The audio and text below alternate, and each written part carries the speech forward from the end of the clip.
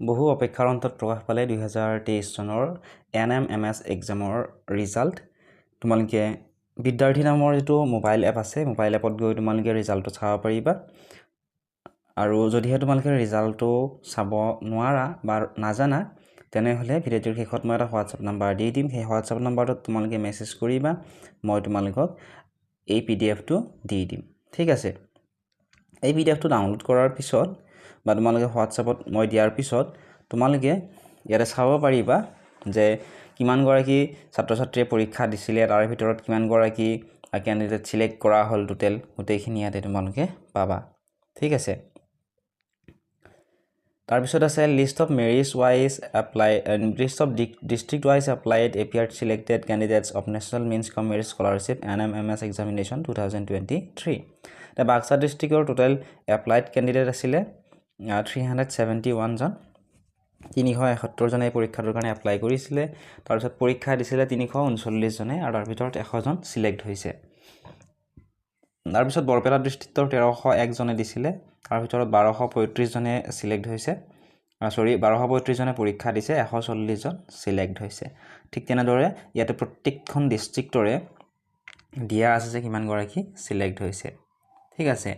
Next দিয়া আছে list of district wise and centre wise applied appeared and selected candidates of national means cum merit scholarship examination 2023। এতিয়া Baksa ডিস্ট্ৰিক্টৰ centre আছিলে 4টা। সেই 4টা চেণ্টাৰৰ প্ৰত্যেকটো চেণ্টাৰত কিমান গৰাকী এপ্লাই কৰিছিল, কিমান গৰাকী পৰীক্ষা দিছিল, প্ৰত্যেকটো চেণ্টাৰৰ পৰা কিমান গৰাকী ছাত্ৰ বা ছাত্ৰী সিলেক্টেড হৈছে, ইয়াতে ধুনীয়াকৈ দিয়া আছে। ঠিক আছে। তোমালোকে ইয়াৰ পৰা চাব পাৰিবা। তাৰ পিছত আছে শেষৰ ফালে ইয়াতে list of district wise and category wise selected candidates of national means cum merit scholarship examination 2023।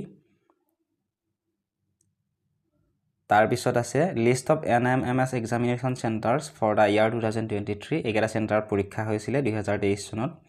এইকেইটা চেণ্টাৰত পৰীক্ষা অনুষ্ঠিত কৰা হৈছিলে। ঠিক আছে। তোমালোকে চাই ল'ব পৰা তোমালোকৰ চেণ্টাৰসমূহৰ নাম আছে নে নাই ইয়াতে।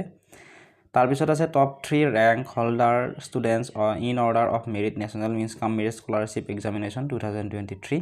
ফাৰ্ষ্ট পজিশ্যনত আছে কৃপাল শৰ্মা, ছেকেণ্ড পজিশ্যনত আছে কৃষ্ণাক্ষী দেৱী, থাৰ্ড পজিশ্যনত আছে জেৰিফা খন্দাকৰ, তাৰপিছত কাপিল কাশ্যপ পাটোৱাৰী আৰু লিজা নাথ।